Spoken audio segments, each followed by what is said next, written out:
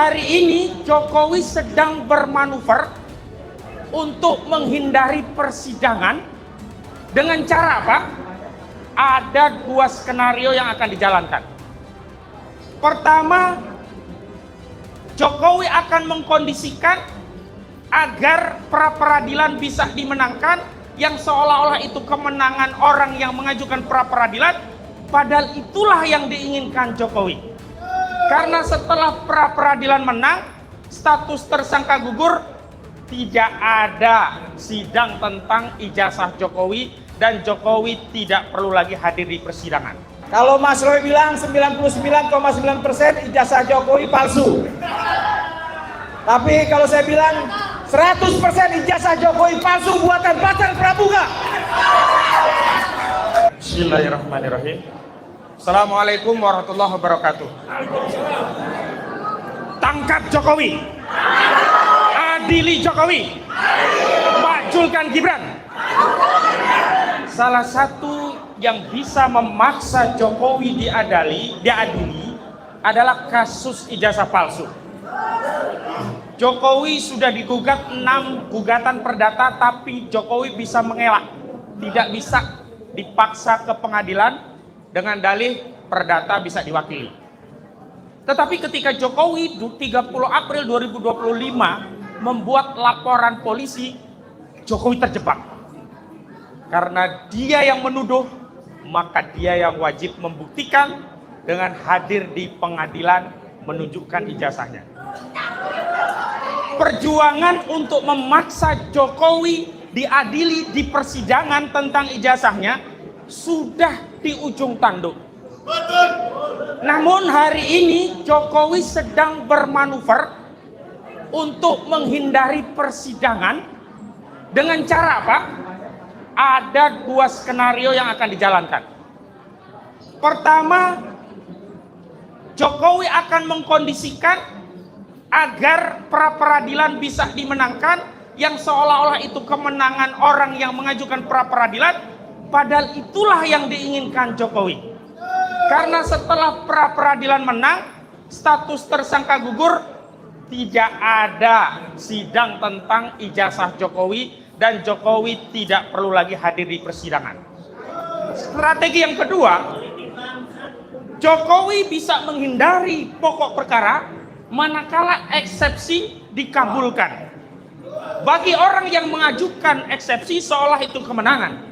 Tetapi bagi Jokowi, eksepsi diterima itu juga jalan keluar agar dia selamat dan tidak perlu hadir di persidangan.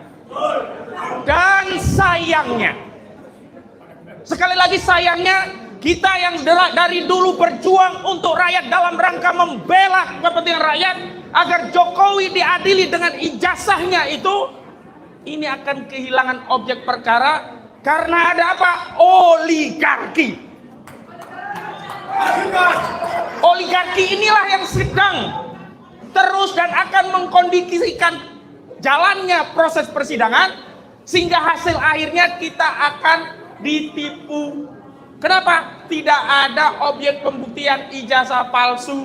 Kenapa? Karena berhenti di tengah jalan. Kenapa? Karena eksepsi dikabulkan. Kenapa? Karena status tersangka gugur. Kenapa? Karena itu nanti akan dieforiakan sebagai sebuah kemenangan. Padahal ini adalah jalan keluar bagi Jokowi untuk keluar dan tidak bisa diadili oleh rakyat.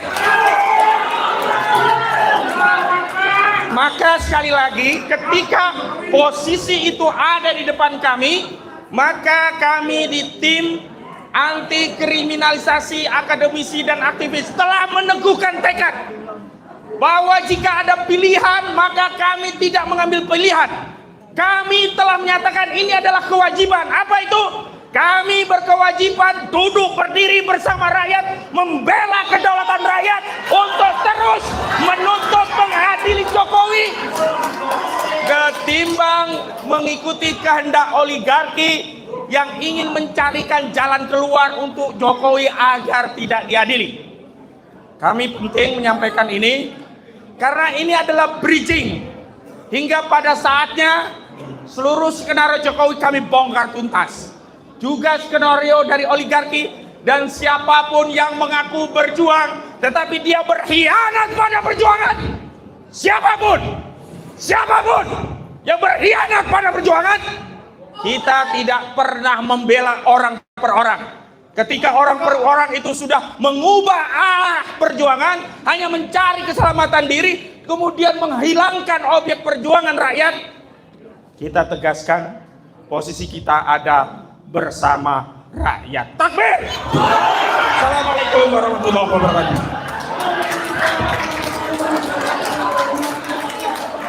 Oke, bismillahirrahmanirrahim. Assalamualaikum warahmatullahi wabarakatuh. Hidup rakyat! Hidup Mama! Hidup pejuang Indonesia! Terima kasih. Hari ini saya diberi waktu untuk sedikit bicara soal Jokowi.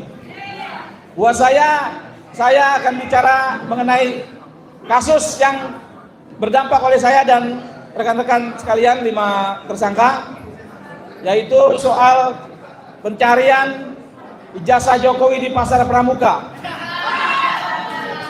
Jadi kalau Mas Roy bilang 99,9% ijazah Jokowi palsu, tapi kalau saya bilang 100% ijazah Jokowi palsu buatan Pasar Pramuka.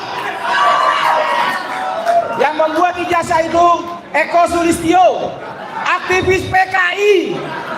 Eko Sulistyo, aktivis PKI. Jadi tidak usah ragu-ragu lagi. Sudah berkali-kali saya katakan bahwa ijazah ini dibuat oleh Eko Sulistyo dan otak intelektualnya itu Pratikno, yang hari ini terlihat diam, duduk empuk di sekitaran Pak Prabowo. Saya berharap kepada Pak Prabowo Subianto segera copot Pratikno, karena persidangan hari ini sudah dimulai. Yang kita khawatirkan adalah intervensi Pratikno terhadap UGM, terhadap kejaksaan, terhadap saksi-saksi lainnya. Belum lama saya ketemu dengan salah satu orang yang dekat dengan Eko Sulistyo, Bang Isti Nugroho, kawan yang sangat dekat dengan Eko Sulistyo, yang dimana nama ini sudah saya sering sebutkan. Pernyataannya adalah bahwasanya Eko Sulistyo, bahwasanya Jokowi memang tidak punya ijazah. Ijazahnya palsu. Artinya Jokowi tidak punya ijazah, tetapi ketika pemberian berkas ke tim oleh Bang Denny Iskandar, ijazah itu ada. Artinya ijazah ini memang dibuat gitu loh. Nah, ketika kemarin juga Bang Petrus ketemu dengan Eko menyatakan kalau dia tidak tahu menahu. Menurut saya memang Eko harus ngomong seperti itu. Eko memang harus seperti itu bicaranya. Kalau tidak, ini akan luar biasa dampaknya. Tapi kebenaran tidak bisa ditutupi. Artinya ijazah Jokowi memang palsu. Jadi menurut saya rakyat Indonesia harus mendukung kasus ijazah ini agar terbuka terang benderang siapa otaknya, siapa penggunanya, siapa pelakunya. Yang hari ini telah kami laporkan 3 nama di Barreskrim, Eko Sulistyo, Pratikno, dan Joko Widodo pengguna ijazah palsunya.